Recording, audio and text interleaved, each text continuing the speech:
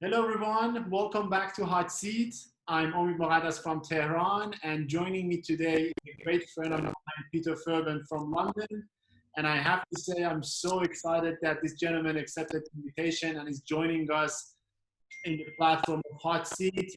And as you all know, over the past sessions, we covered many different aspects in implant dentistry about the soft tissue grafting, hard tissue grafting, complications, pre-implantitis. And today, I think this topic is one of the interesting topics for all of us as practitioners because Peter gonna bring for us some, I cannot say new stuff, but something that maybe some of you are not familiar with and it really worth knowing about them. And the topic is about true bone regeneration, optimizing host healing with the new generation of synthetic materials. First of all, welcome Peter to Hot Seat, and I'm so happy that you accepted the invitation and you are with us. Thank you, Ahmed.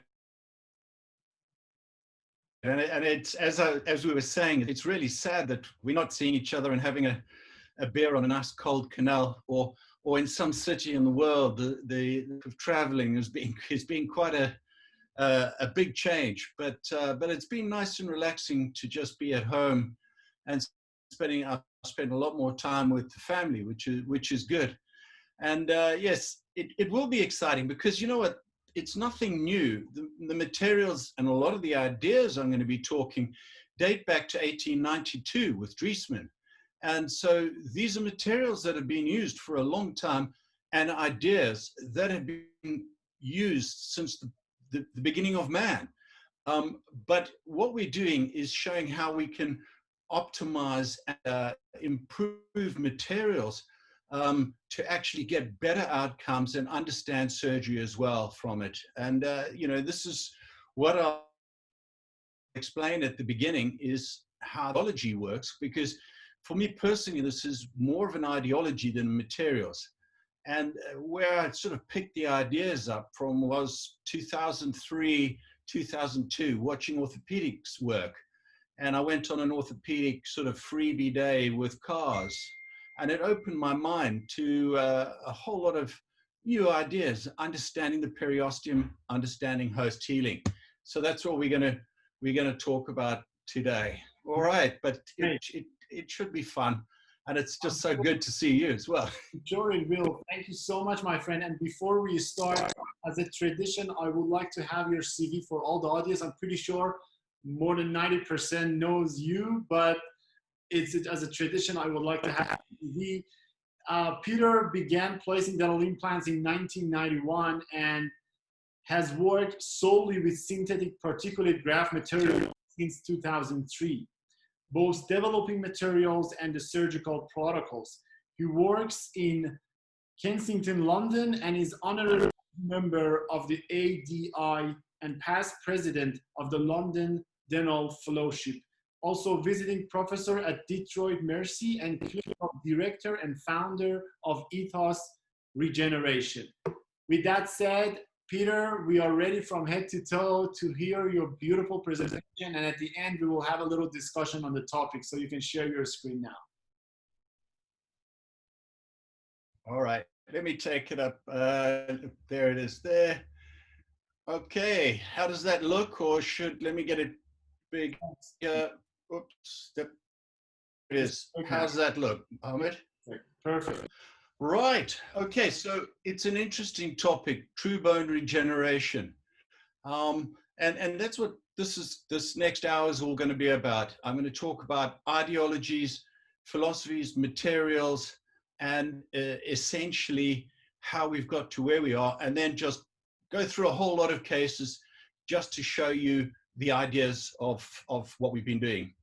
Right, as Omid said, I've been placing implants for a few years, and I'm an honorary member of the ADI, Association of Dental Implantology in the UK, where I used to be a director, and it's 2,500 members, and it really is, in the UK, the go-to association for implant dentistry.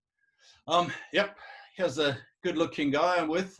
And I think this was in Amsterdam before the cold canal trip, where we had a couple of beers on a canal boat, but the weather was undesirable for the day, because the middle of winter arrived in the middle of summer one day.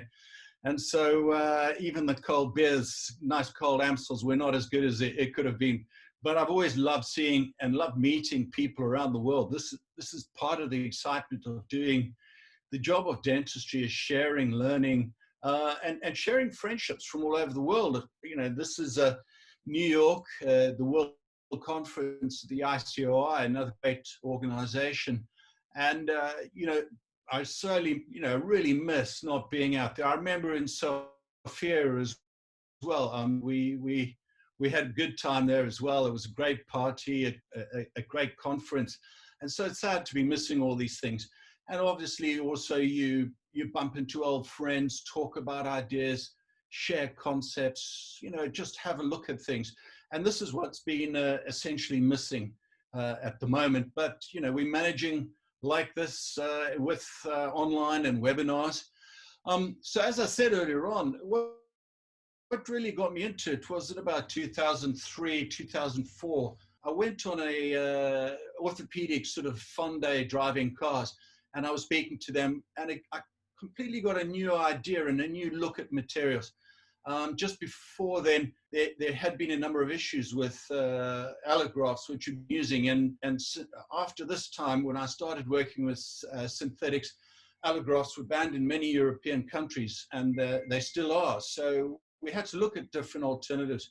And I looked where medicine was going. And medicine was moving very, very strongly into this direction of synthetic graft materials. And this is a stamp commemorating that in the UK. When I spoke to the lady who was making, who the stamp was honoring, she wasn't that forthcoming, because I was a dentist. And sadly, this is, you know, happens to us quite a bit when we're doing research, is that when we talk to medical and bone physiology researchers, the moment they find out we're a dentist, there's a little less enthusiasm. But what we do actually know is patients are a lot happier. This is a recently published paper with synthetics. It makes more sense to your patient that we're not using donor material from a human or an animal. We're not having to graft material from them. And these are quite important factors. I know we often ignore it because, as we always would know, doctor knows best. But I found over the years, my patients are a lot happier with this situation. Look, a lot of things change. This is my car now. I'm a big Porsche driving guy for many years, raced Porsches. Now I'm driving around a battery. I mean, who would have thought? And you know what? I've actually got used to it, and I like it. And so, yes, things do change. And in dentistry, materials have changed. You know, we used to love doing amalgam. It was predictable. It was good. It was safe. Well, it was, you know, easier to use. And, you know, we had good results with it. But we don't use it now. But the important part about this is when we change materials, we have to adapt our techniques. And this is often something that's forgotten.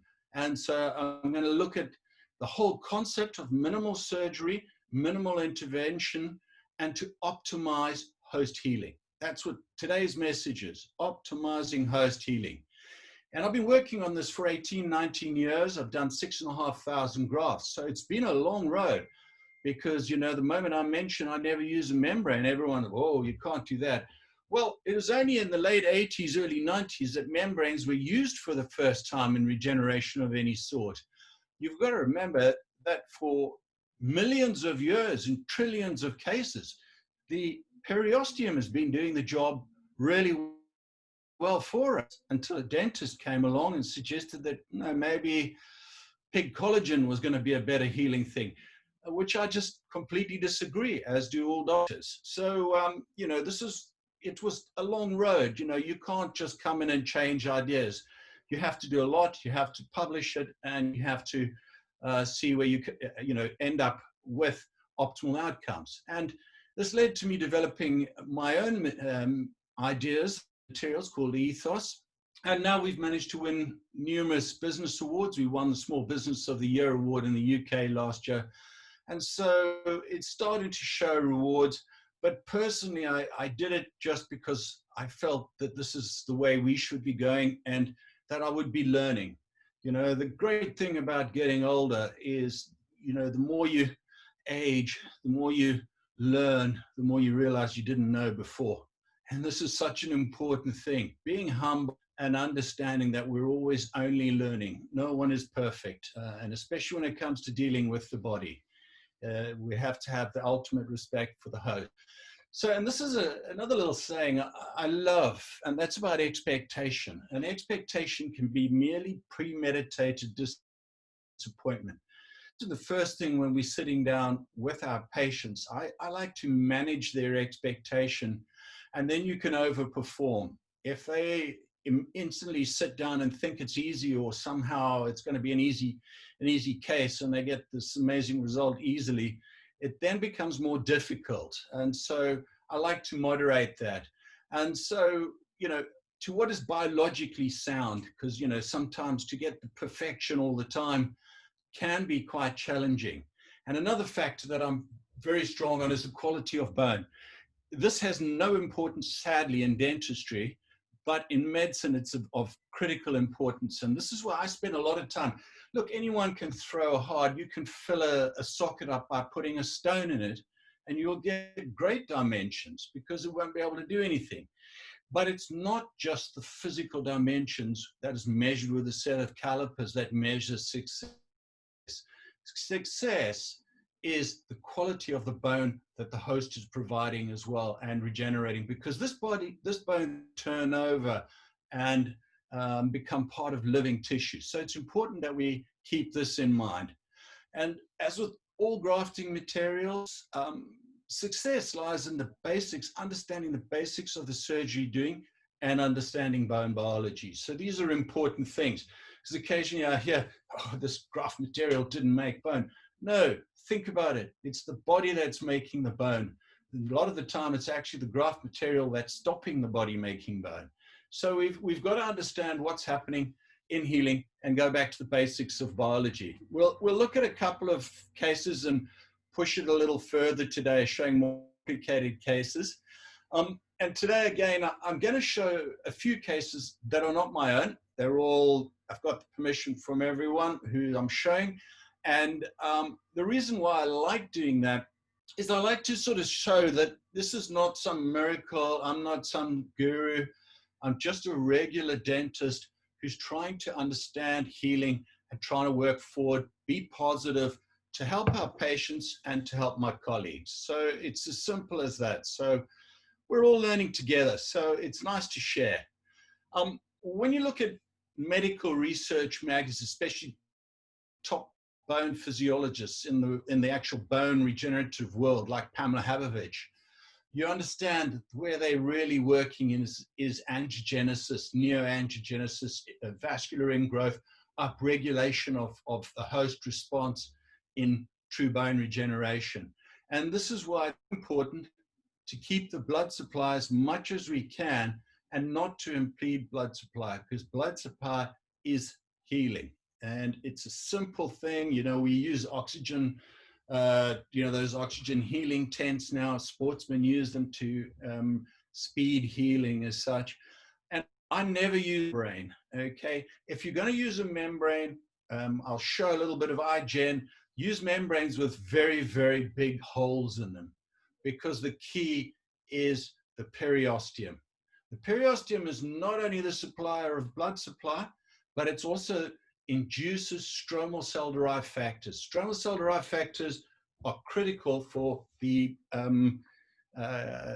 collection of mesenchymal cells, which will become loss and therefore new bone formation.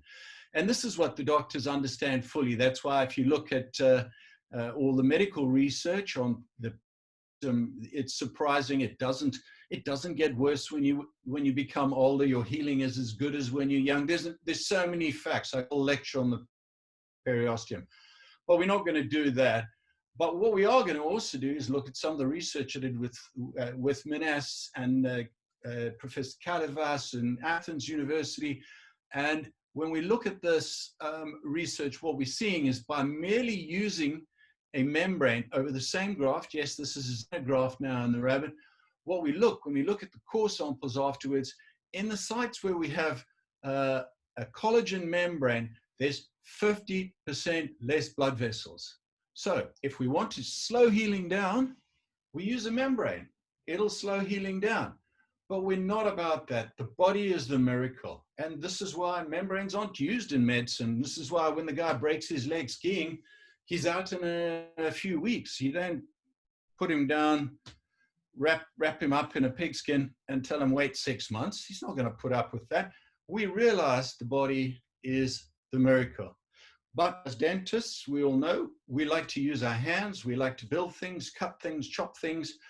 What we're trying to look at is how to use biology just as effectively. Because yes, it's nice to have scaffolds because we're often filling a big hole or a defect.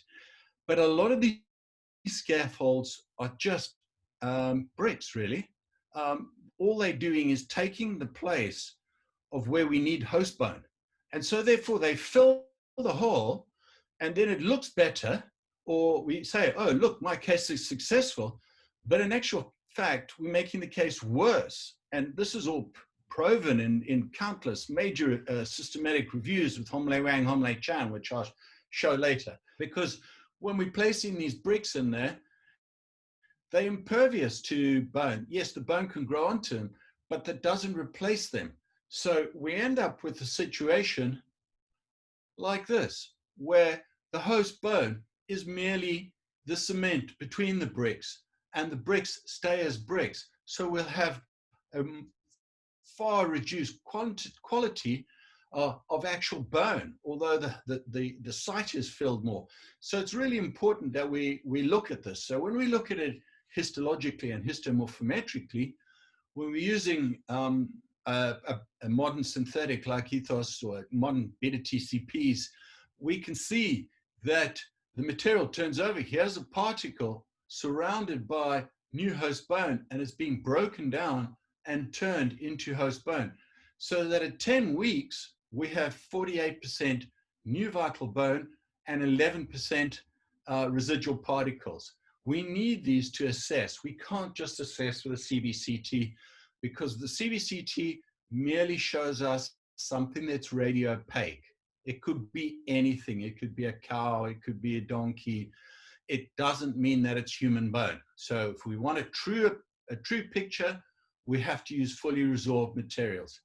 So when we look at a study done by Mariana in Italy, done by the histology is done by exactly the same histologists, Heine Nagurski and Annette Linde at Freiburg.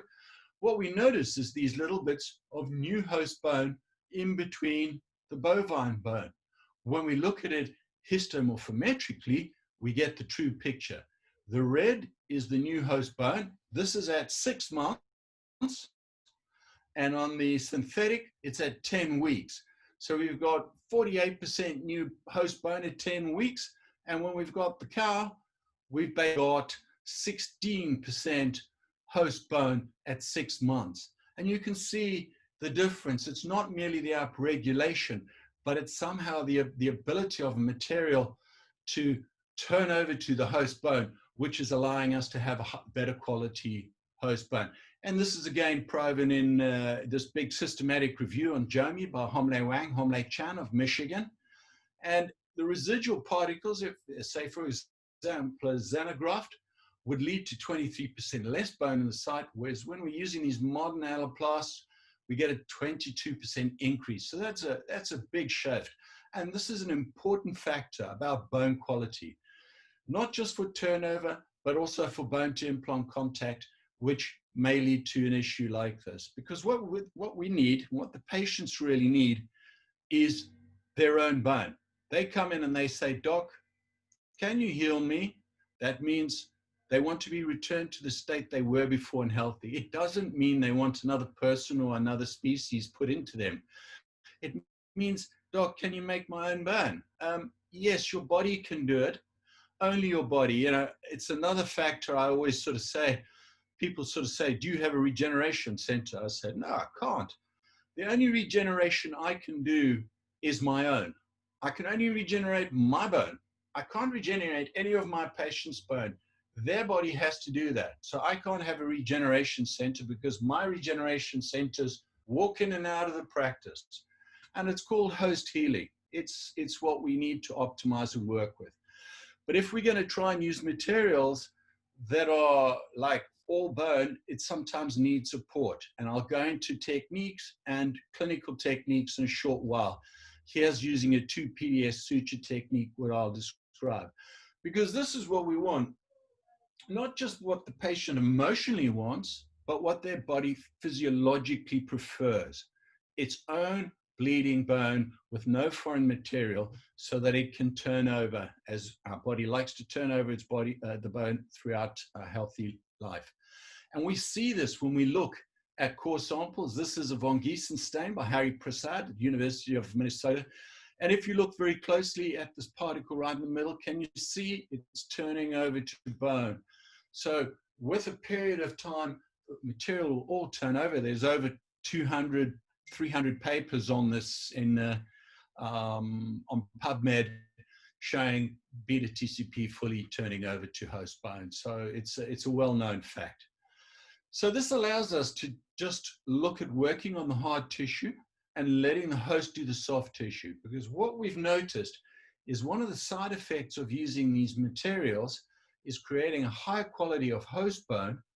We then very rarely, I've published in soft tissue surgery in the top journal in the world, Journal of Perio and Restorative in the United States. And I hardly ever do soft tissue grafting. We just don't need to do soft tissue grafting, besides maybe the lower posterior mandible, because the host will do it itself once the host has regenerated high quality hard tissue.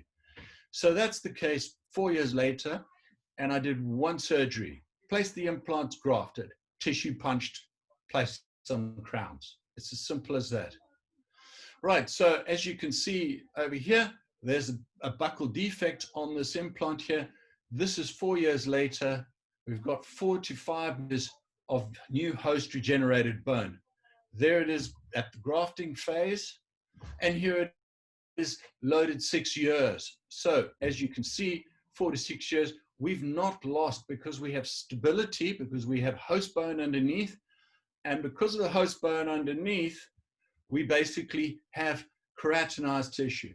Not just keratinized tissue, it must be attached keratinized tissue. Having a big pocket and doing a free gingival graft is still going to leave us with a pocket situation and a possibility of bacteria getting in there. The importance is the bone underneath, sets the tone. As David Garber said, the bone sets, the soft tissue is the issue, but bone sets the tone. And he said that a long time ago, I think 1989 or 88 probably. And that's one of those things that's never changed. It's the bone is going to us or make us. And the quality of the bone is another fact, and it's just ignored in dentistry somehow. As long as it looks hard, quality of bone is something that's often ignored. I'm just going to show you this briefly because, the whole idea is maybe trying to save more teeth. I'm doing a lot of work on this at the moment. I'm trying a lot of perio cases. I've got some 10-year follow-ups where patients were sent in for all on 4, and we're using a combination of implants and obviously moderating their habits because, as we know, it's an autoimmune host response bone loss. But what we're seeing is we're seeing some really exciting things, and we're following and working along this until I have 5 or 6 year follow-up. I generally don't show anything I'm doing unless I have at least 5 or 6 year follow-up. I'm not here to be radical. I'm here to be old-fashioned, but just have a conceptual idea that's a little more different in dentistry. And this paper is done by Steen and Stefan Fekel, and it's a randomized controlled trial. It's a whole long paper on how we could look at treating perio issues using these materials, because it allows us to work in many different ways. If we just look at this case with buccal defects, we're going to have to do an internal sinus lift here. There's the palatal root, and you can see what would be ideal is we need vertical here as well to optimize the case. I get vertical on all my upper molars because I don't want to look at a big molar. I want the teeth to be the right shape and the right size for the arch. The patient will look at small things. So you can see I've done an internal sinus lift here, and I've left a few threads out because we're going to grow vertically up. Here it is grafted. There's the palatal buccal. Never overgraft with these materials. It's different. It's regeneration. If you're just adding some other animal on, that's augmentation. Then you can add a lot on, and you might lose a little bit. You might have popcorn effect. Here, we're actually doing less grafting. We need to bring the periosteum closer to the healing and involve the periosteum. It's my World Cup St. Petersburg mug. I had a great time there. Anyway, so when we look at it, there it is there. That's it, grafted. Here it is at 9 months. We scanned it at 9 months. I did the scan for this side because in the UK, we need a reason to do a scan, but it allows us to do a full scan. Here it is at 9 months. There's the buccal defects. There's the clear, and that's where the palatal root was. So we now at 9 months, that's possibly fully turned over, maybe 1% of graft material. And that's what we need. You can see here's some new host regenerated bone on the outside. And when we look at it here, you can see the palatal root and the buccal defects, and this is going more into the sinus. And you can see the material is turned over, become host bone, but it's kept the profiles in all dimensions. And here's the same case at 4 years. Yes, because this is what we want. We want the right size tooth. I don't want a molar here. And again, what do we notice? Nice keratinized, attached soft tissue. This is what's going to keep us stable. So when we look at it, I'm not going to show the push-in technique because it's a little too radical for people to comprehend, but this one was basically a push-in. You can see I could have gone a wider implant, longer implant, lifted the sinus. But what we do is we just graft the site, and then we put the healing cap on, the cover screw on, and we push the implant into the graft material. So there's no primary stability. It's just pushed into the graft material. And here it is loaded at 6 months. And then here it is loaded at 3 years. And again, all it is, these materials, all they're doing is upregulating the host response, upregulating the host regeneration. So when we look at others, this vertical growth is something we see on most cases. We get 1 millimeter of vertical growth after the first year, but it's multifactorial. It's due to the implant design. It's due to a number of factors. I'm not saying it's because of any materials or anything, but you can see we had a vertical fracture here, place and graft. This is at 10 weeks. You can already see the vertical improvement. This is loaded 6 months and loaded 4 years. And you can see, but again, I think this, as I said, this is multifactorial. So it allows us to use it in complex cases, like a case from New York. And, she wanted teeth done in 10 weeks. She wanted nice new front teeth. She didn't want to have blocks. She didn't want to have a cage. She didn't want to have animal products. She didn't want to have this. She didn't want to have that. So she flew over from New York to come and get the treatment options because we only had 1 millimeter bone on this side at this point. So it was always going to be a little bit difficult, and there was it's only cortical bone. There was no cancellous because it was only 1 millimeter thick in this area. So we've raised the flap a little bit, grafted palatally, placed the implant, a 3 millimeter implant from the palatal, breaking slightly buccally, grafted, undergrafted. There it is at 10 weeks, ready to load. These are just the temporaries on. And here it is loaded 2 years, and you can see we've got an adequate outcome. Yeah, it'd be nice to get a scan. She doesn't want it, so, I'll try and persuade her one day. But here's a case where we did have a scan. One walls like these are quite difficult. Yes, you can ridge split, you can block, you can cage. There's a number of things. I'll show you cages in a minute. But I'm trying to keep it simple. So I just place the implant and graft it. And here it is 10 weeks later, got 80 on Ostel, so it seems reasonable. And here it is loaded a year. There it is, that one, this one here. Yeah, you can see the nice keratinized tissue. I probably should have grafted somewhere in the middle and maybe that hopefully would have improved the cosmetic appearance of it, but we all live and learn. And here it is loaded 1 year later. So there's no residual graft material. So I can easily make the assumption, as the material fully bioabsorbs, as hundreds of papers in PubMed and high impact journals suggest. There it is there. This is a new buccal plate, and it's just merely host regenerated new bone. So it allows me to look at this idea of doing layering techniques. Because it's regeneration, we don't want to just put 5, 6, 7 millimeters of material on and expect it to regenerate. This may not work as well. So it's better if we actually do this in layers. And here's a slightly more complex case that got referred to me. And as you can see, we've lost vertical, lost palatal, buccal plates, lost the keratinized tissue. And, you know, the patient wanted it done nicely, ethically, didn't want any foreign material in them, and they wanted a reasonable result.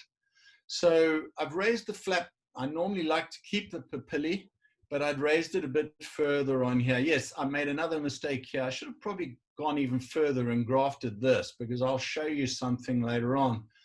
And I've only realized that we can read the bone over these roots really well as well. And it was through a friend's case that I saw this.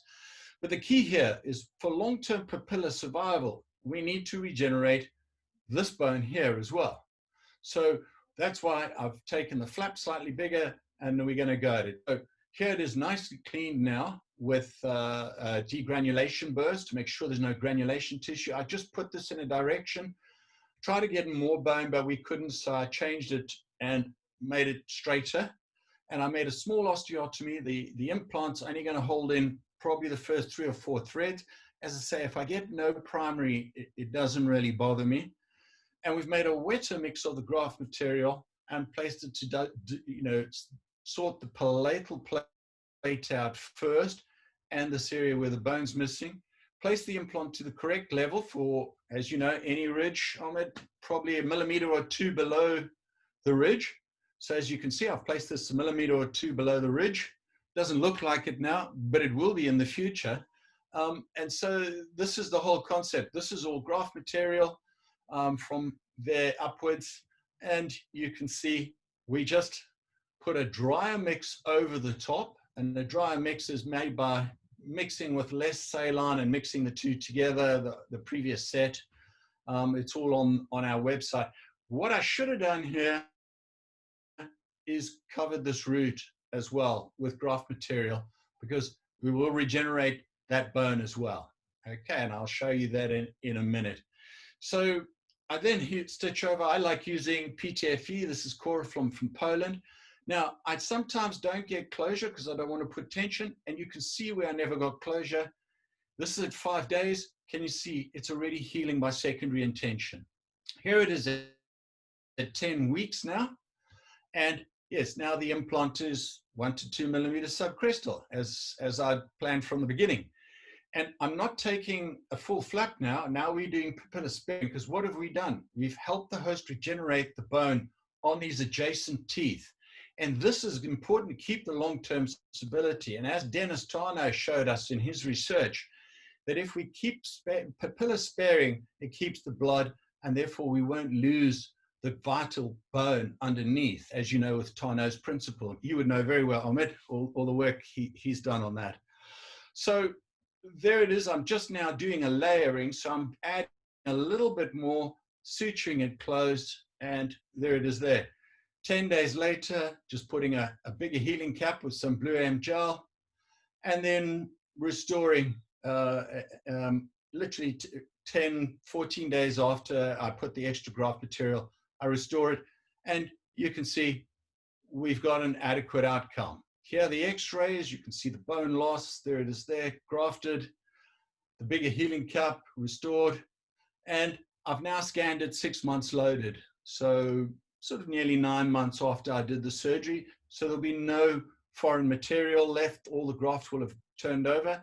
And we can see this area here, we can see now is nice regenerated bone. The implant's what, 1 to 2 millimeters subcrestally, which is perfect for the system. Here, when we look at it at a scan, this is going through the scan. You can see 1 to 2 millimeters subcrestally. There's the implant. This is right central on the implant. Here's where the palatal plate was completely defective to about this level. We've now got a new palatal plate. And the final is the bone up against the adjacent. That's the following canine.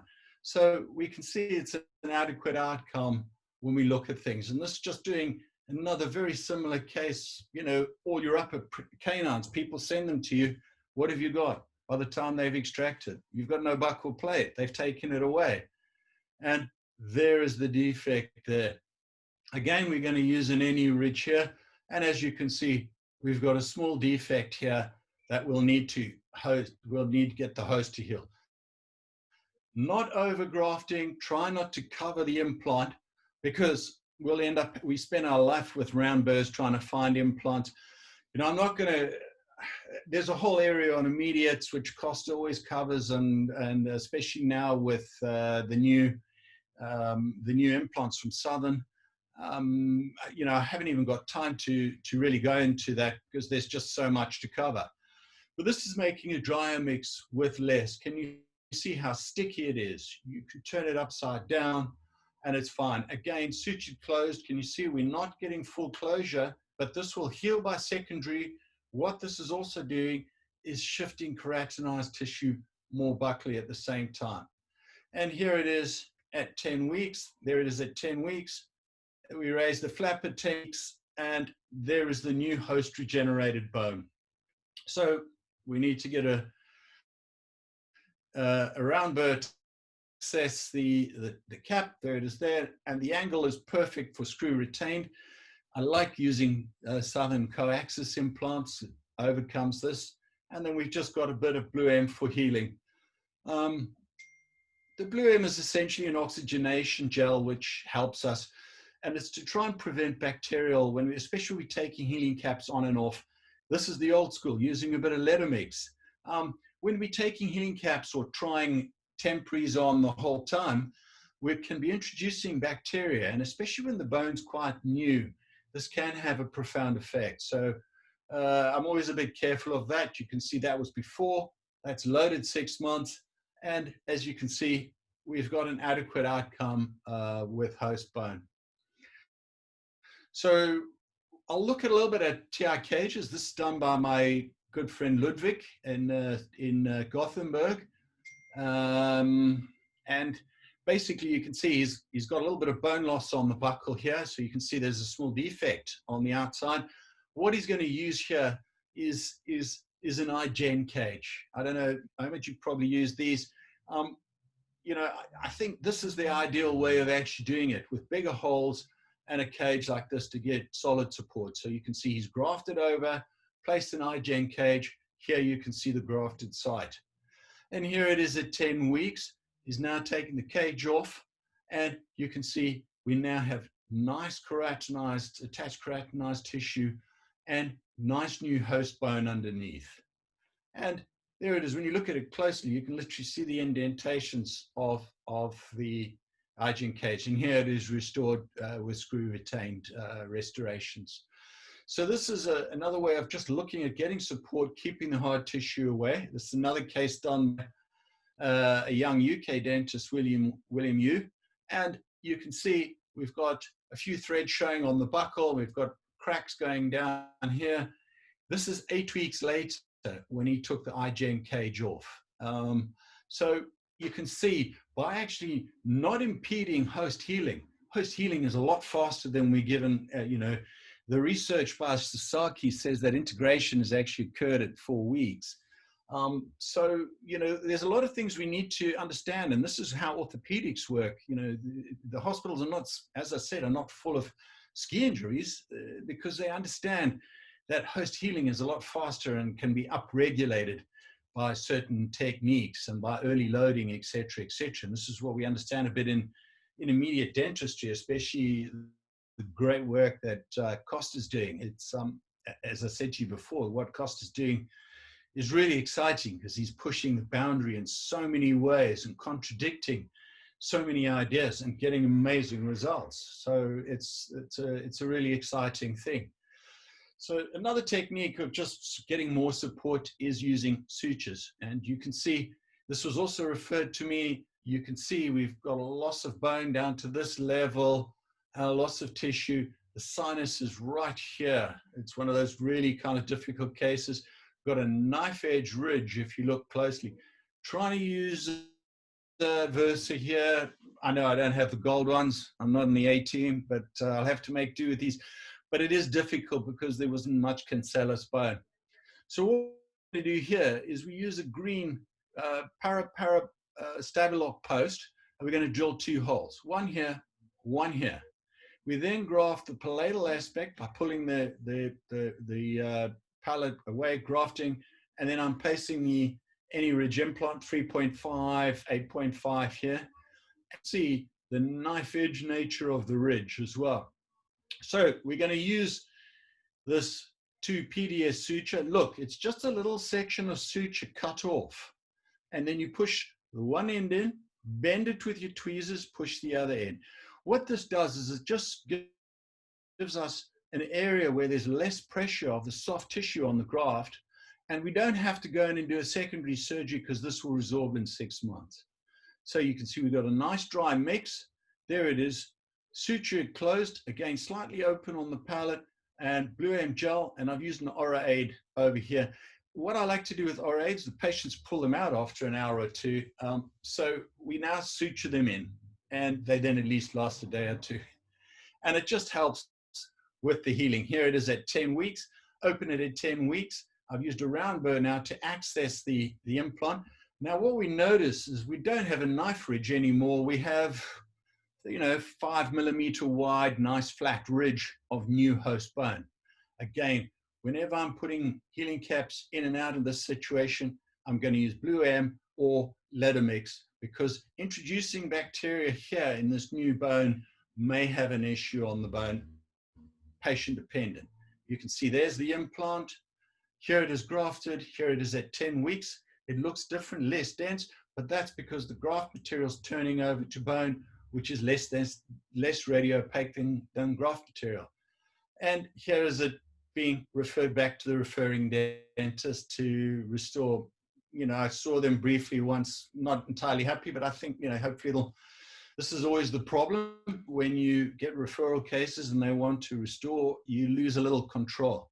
The best way as well is to use this crossover technique that helps stabilize things.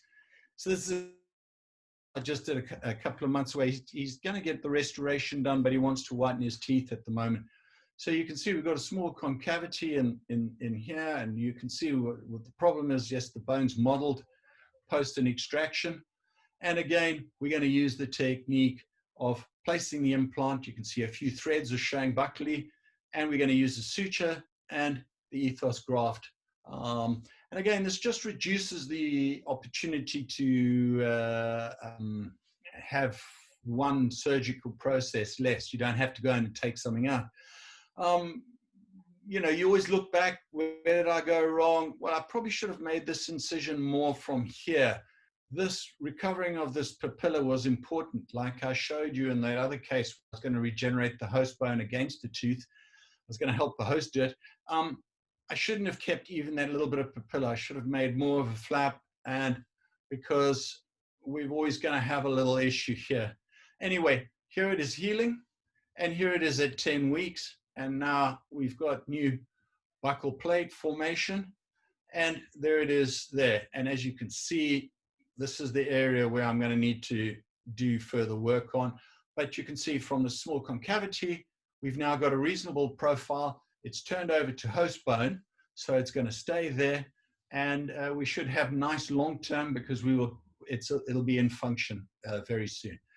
Just going to show a few full arches. This is by Vasan Pagama, my great friend down in Kent, and he does a lot of full arch work. I don't do that much full arch work in our practice because we're in Kensington, and socioeconomically, people tend to be a lot more aware of their teeth here. But as you can see, if you look at this up here, you can see we've got a very thin ridge, buccal defects everywhere. This is 2016, place the implants graft. And here it is at 2019. And you can see how we've got a nice thicker ridge, which can be seen when we look at the cross sections of the scans. And what we have, which accompanies it, is this nice keratinized, attached keratinized tissue. Here's another full arch he's doing. Same thing. Can you see he's just put ethos everywhere, sutured it closed. That's pre-op, nice thin ridge, post-op, 2 years later. And if you look at the cross sections, you can see this is before and after 2019. And again, you can see the effect of improving the host buccal bone. And by improving the host buccal bone with its own bone, we then end up as a side effect of getting better keratinized tissue. This is just an anterior case getting ready to be implants to be placed by Mukesh. I'll show you more tunneling later. This is using tunneling techniques. These again are techniques that we look at from medicine, where we do smaller flaps, less surgery. We'll allow the host to do more work, less interruption of blood supply for optimizing surgical outcomes. But sometimes we do need to use HAs or something where I'm going to do a Pontic site where I'm not going to actually place an implant, and the function will be as such that we need an HA to keep the profile there because there's no implant, then it could model away. So you can see we've got a small little issue here. There's his apicectomy amalgam.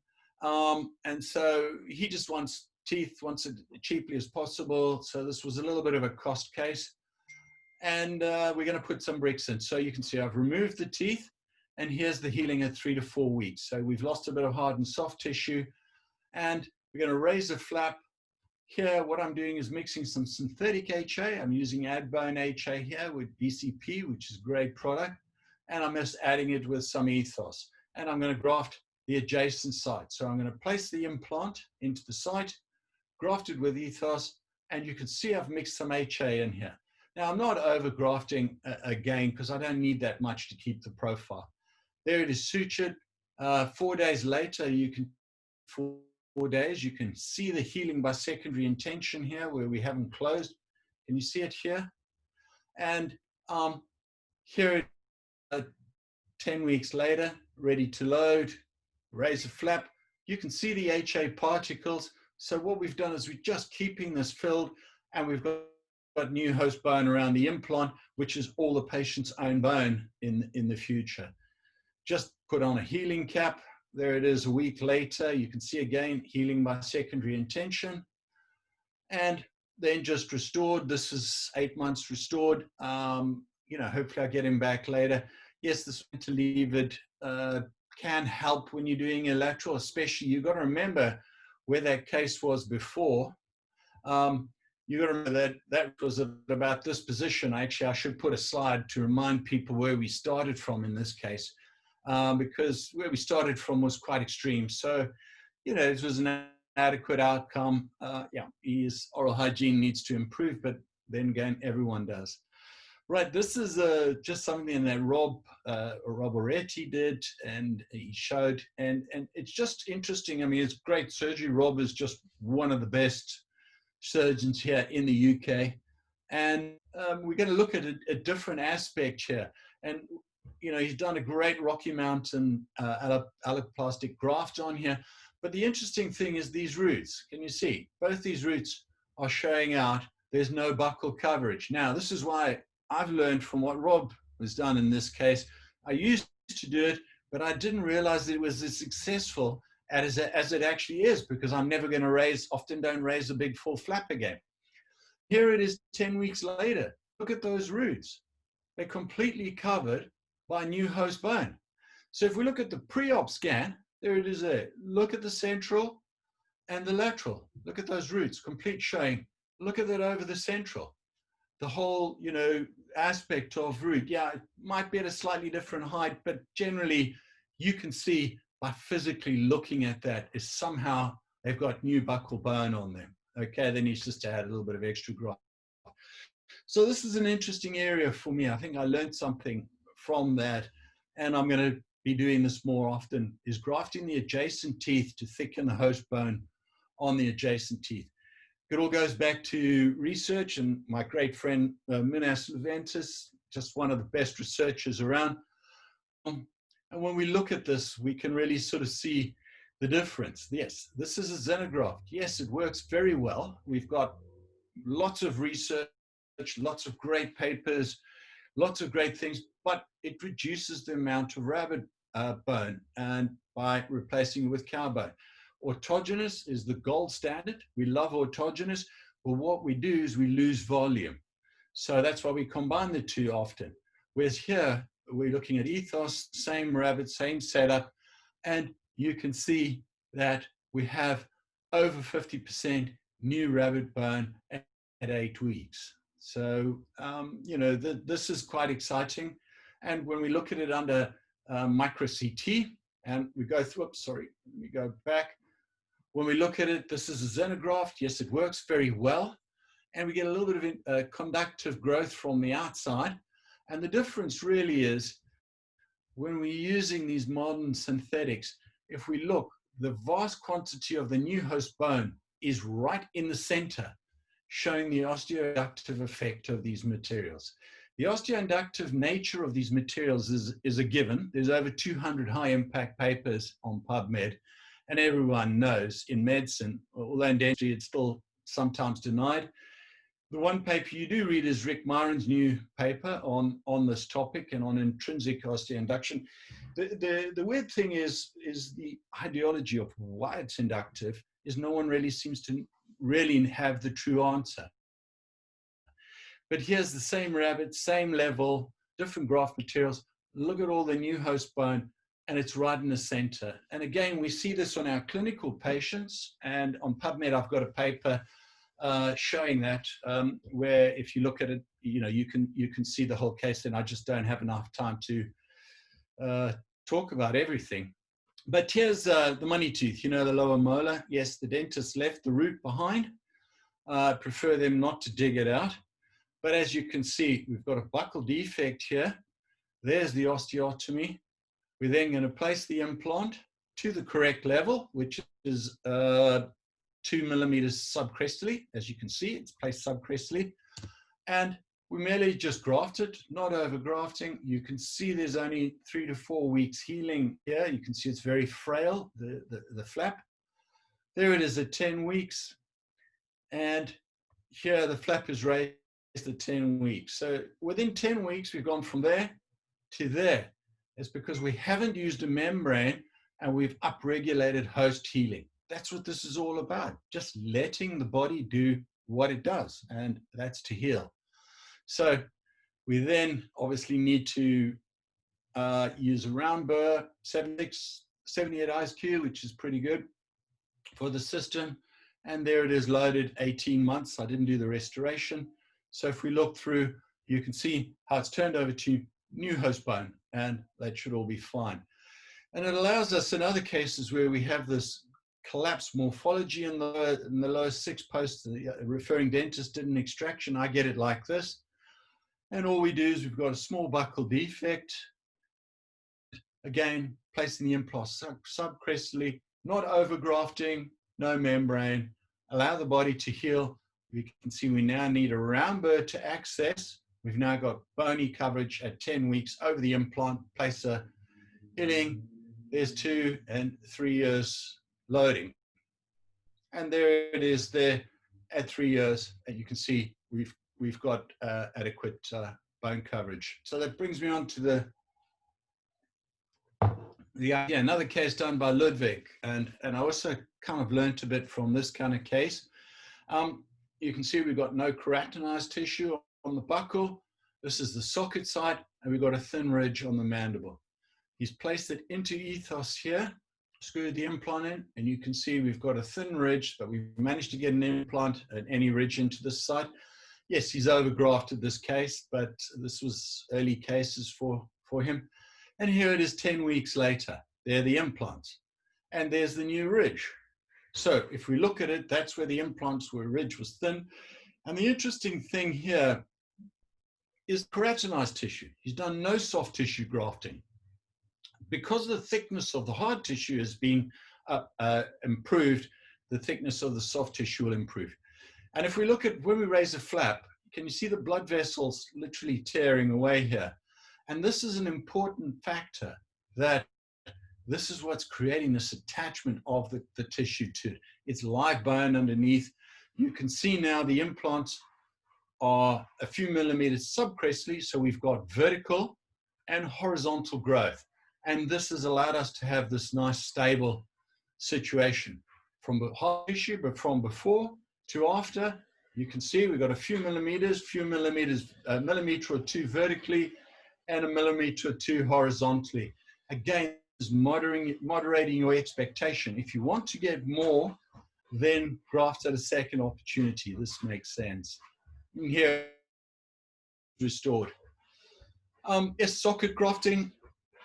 A lot of guys like socket grafting at immediate, as the teeth are taken out. In this case, I always prefer to have a little bit of healing to get that 99% success rate. But this guy, Johnny, he gets it routinely with his technique. I think of getting his little sister to do the suturing for him. But it works. And here it is. Look at the ridge at 10 weeks. And now you can place the implants in, healing caps, and load them again. So you can see he's got an adequate outcome. He routinely does this. And we've recently published this in the EDI journal. Again, just showing that everyone does things differently. A lot of people like doing immediate full arches, so it's an adaptation of material just for different processes. And I'll take that even further at the end. But if we look at the socket, and there was tissue loss on the adjacent tooth, and the adjacent tooth was mobile. So by grafting it, there it is at 10 weeks. You can see there's the new bone, the implants underneath. We need a round burr to access it. And here it is 2 years later. We'll look at more sort of interesting protocols. This is my receptionist. She had an implant done with a block graft years ago. She vowed never to have another implant done, was uncomfortable. So I said, look, we're just going to tunnel it. So all we do is make a small incision using a boozer or something just to lift the periosteum, put a little bit of graft material, suture it closed. That's sort of all it is for the first few weeks. That's it there. Can you see? Okay. And I lost the clinical surgical pictures at this, but at 10 weeks later, I made a small incision and placed the implant. Here's another 10 weeks later at healing. And there it is at 75 on Ostal. We're just using a pickup. Here it is at loading. And here it is 2 years later. And she's sitting downstairs, and it's been 3.5 years now. What you can notice is this was the surgical x-ray at the time. You can see how the regenerative material still looks a bit thin. And here it is 2 years loaded, and you can see the change in density. Yes, could take a scan, I guess. I think personally, people take a lot of scans. Would I want one? Not unless I needed it, absolutely. But it is good for showing at lectures, but it's not that good for the patients possibly. So we look at one of Minas's more complex cases. There's another nice case on this posterior mandible. The bone's a little bit thin.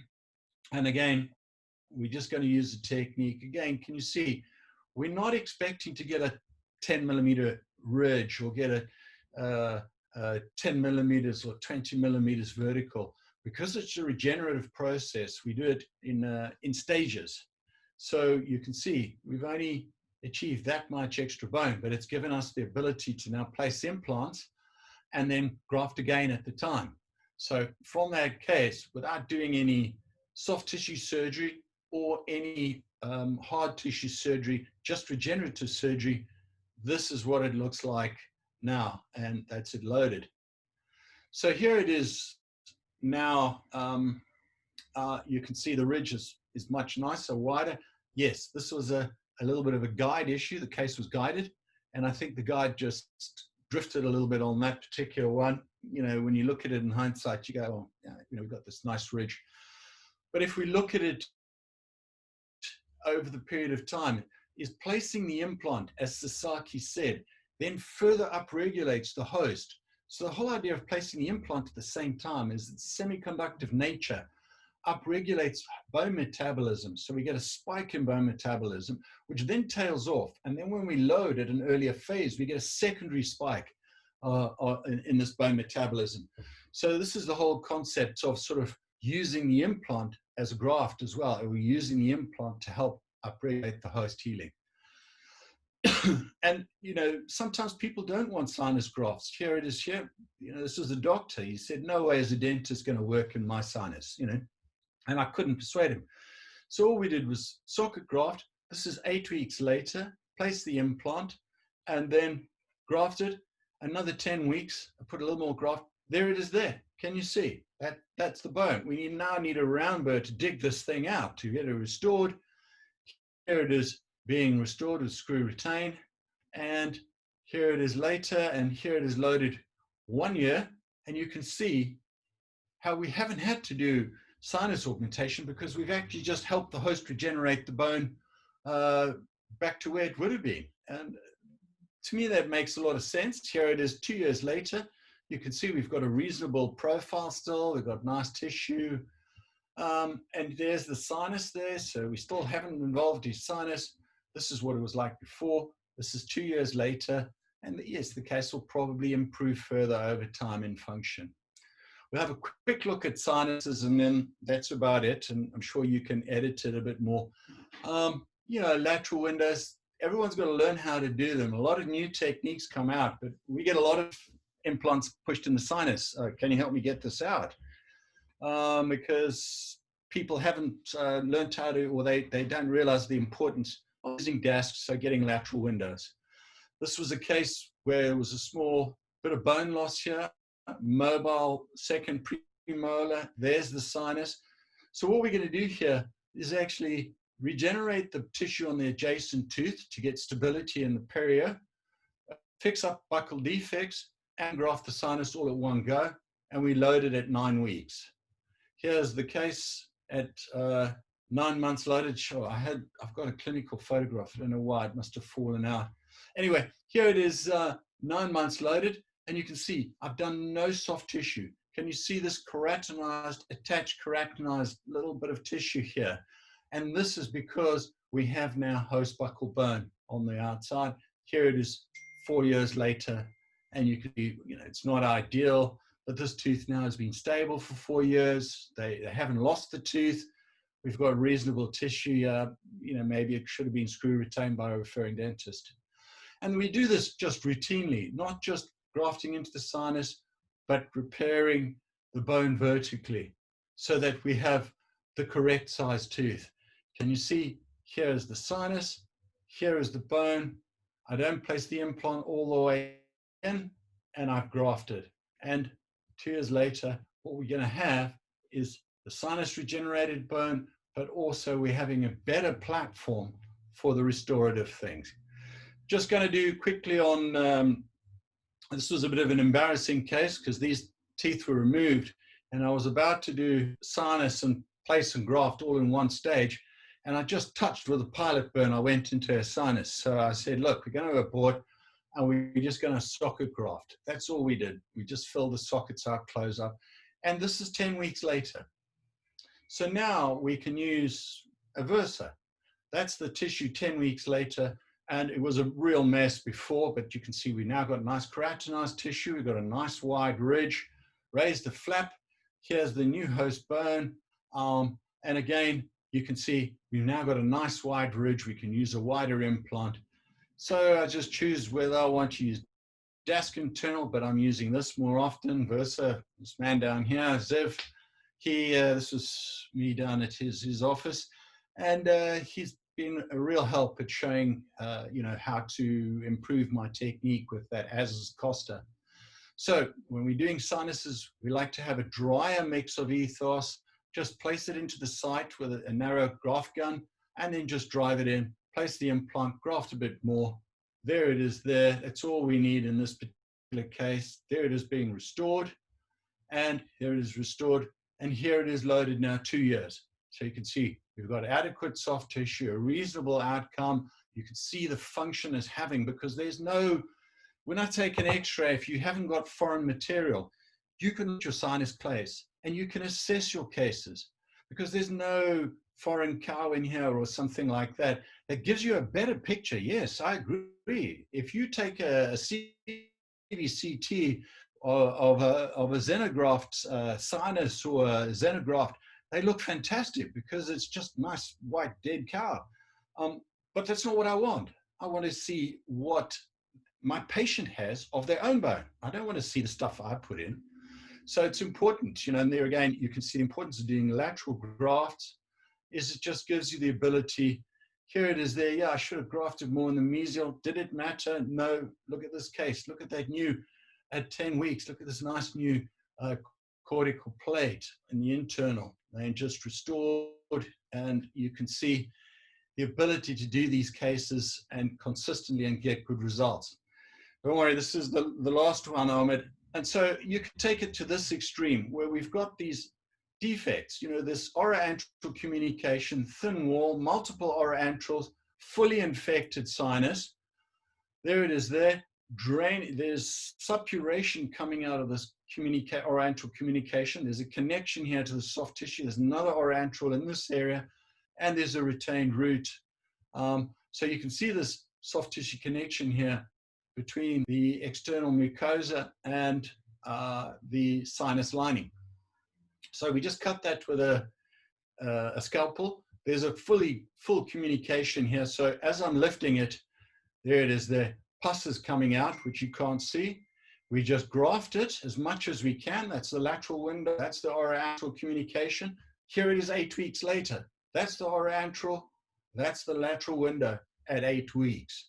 So we then remove the little root tip that was in the palate. And here it is here at 10 weeks. Whoops, let's go back one.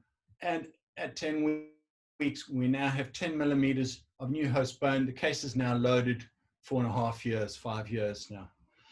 And finally, there's just so many things from doing cysts, doing apicectomies, every aspect. I mean, I'm not even going to talk about periimplantitis because everyone wants to fix their periimplantitis cases. And the problem with periimplantitis is there's only one way to do it, and that's the hard way. You've got to take the crown off, really clean the site well, make sure you get good closure, there's no shortcut. So I try not to show that because a lot of success is down to the operator, even though the host is the important factor. But this is just showing zygos with Riz Said.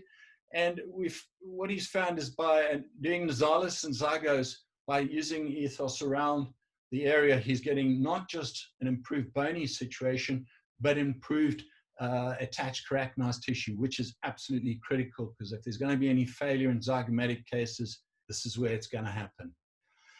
So I'd like to thank, especially Omid, and I really want to get together and have a beer with you again in the future. And also all the other people that I've shown and everyone that I share cases with using true bone regeneration. It's great to see cases that people send in to me because, as I said, we're all learning a lot. I learned a lot from Rob's case in a way, and it made me understand that I can actually put parameters a little more. So thank you very much to Omid, and thank you to everyone who will be listening. And if you want to contact me, that's my email address, peterdent66al.com. This is the website for Ethos. And come and join us on Ethos case studies where everyone just puts cases in. So thank you. I know I rushed through a lot, but you know what? At the end, there's so much more I wish I could have shown, but this is the way life is. You know this. Thank you so much, Thank Peter. you, Omid. Thank you so much for your valuable cases, for your valuable time. I have to say, I truly enjoyed every second. And actually, I noticed material from you back in years ago. I think the first time we met, it was in Sofia did a meeting and Yes. you presented it. And I just knew this material there. And I really didn't have the chance to try it much. But I'm pretty sure after this presentation, that was a game changer for me. So because the way that you described it and the way that you showed, it was not only one case. And what I really liked about your presentation was that you shared also other practitioners' cases, because sometimes as audience, when some people see, they think that maybe this only works in Peter's hand or this dentist's hand. But the way you showed it, it works in every practitioner's, skilled practitioner's hand if they know really how to do the procedure and how to use the material. And that was really interesting for me. So again, I want to thank you and just want to have a little discussion on the topic, if you allow me. First of all, it was really interesting for me that you re-entered almost every cases between 8 weeks to 10 weeks. And the quality and the, I better say the stability of the implant that you inserted was very high. And also the quality of the bone that you achieved seems very good, like something between D2 and D3, if I'm right. I wanted to know if I got it right. Yeah, that is the situation, and that is what surprises a lot of people, is especially when they use it for the first time, they go in and they're not expecting that. But in actual fact, that's logical. That's because this is the way the body heals. It's upregulated the healing. And there's a number of factors. It's osteoinductive, but we also feel, but the combination of the calcium sulfate and the BDTCP dramatically further upregulates this. And this is why, yes, we can grow bone in muscle tissue quite easily. Mm-hmm. And so, you know, these are sort of things that by looking at what the doctors are doing, and, you know, the whole idea of bone quality is really central to everything I've done in the last 20 years. Yeah. Because there's much easier ways to do things in life. And Peter, I noticed that even it was a case in the mandible, the posterior mandible. I forgot the name of the guy. I think Ludwig did it, as you mentioned. 2 implants in the posterior mandible. Usually in the posterior mandible, the bone is dense. And I noticed that there was no decortication in the area. So do you recommend decortication with using the ethos, this technique, or no? No, I don't. And all the research shows that you don't need to decorticate. That particular surgeon did a lecture for a webinar for us. And he actually does, not in that case, but he does sometimes, if he feels that, he does decorticate a little bit on the mandible, but never on the maxilla. But all the research shows it's of no value. Drilling holes in the jaw, it just hurts the patient. It's got no clinical value according to the research. And as far as I see it, it doesn't seem to help. Because we're not using membranes, we're using the periosteum. We're getting enough blood supply from the periosteum, I think. Yes, exactly. Seems to be the idea. And one of the also other interesting things that I noticed was that because you showed it's very sticky, so it seems that it's very easy to handle. So maybe that's one of the reasons that, I don't know if it's a reason, but is it easy to also use the same material when we want to graft outside the bony contour? Because in many cases, we have some bony housing, or there is some concavities, and we have some ups and downs and bony peaks. We want to just graft up to that level. But sometimes, for example, we have a very thin wall and we want to build it up like in a stage approach, not at the same time to place an implant. So in those specific cases, do you also have experience with the material and how it works? Yeah, I mean, that's a kind of, I probably do that every day. Mainly if I have a very thin ridge, I just expand the ridge as much, and if the bone all breaks, it doesn't bother me, and then I just put the material on the outside, and it's a 99% success. So I mean, it's a daily case for me to do that. So you know, I don't understand. A lot of people always, yes, certain cases may be more difficult, and when people have very, very complex cases, I always say to them, it's better you fail with what you've been failing with in the past rather than expect a miracle, because there are no miracles in life. You've got to understand and moderate expectation and what is achievable. But I showed a couple of techniques. You saw using an IGN cage, you know, the young guy who did that, where all the threads were out, very thin, and 8 weeks later he had 4 or 5 millimeters, nice thick buccal, you know, ridge. So will it work without IGN in such cases or no? I mean, for example, in the same case, if I don't have the rigid scaffold. It will work. It will work. The key is muscular pull and frenal pull. Because as you know, if there's any motion, as Schenk showed in his research, that if we have motion, what we may get is differentiation of mesenchymal cells to fibroblasts, not osteoblasts. Yeah. So we need stability of the graft. And the graft is stable when you put it in because of the combination with the calcium sulfate. But the problem is that if you have a lot of muscle pull, or the patient's rubbing their face like this all the time, this can destabilize. And this is why sometimes it's nicer to have some protection, you know, to stop that. Yeah. Exactly. And I really like the point that you mentioned that we should not do the overgrafting. I believe that it was one of the most important things that I got from this presentation. Yeah, it is a key to true regeneration. People ask, why do I call it true regeneration?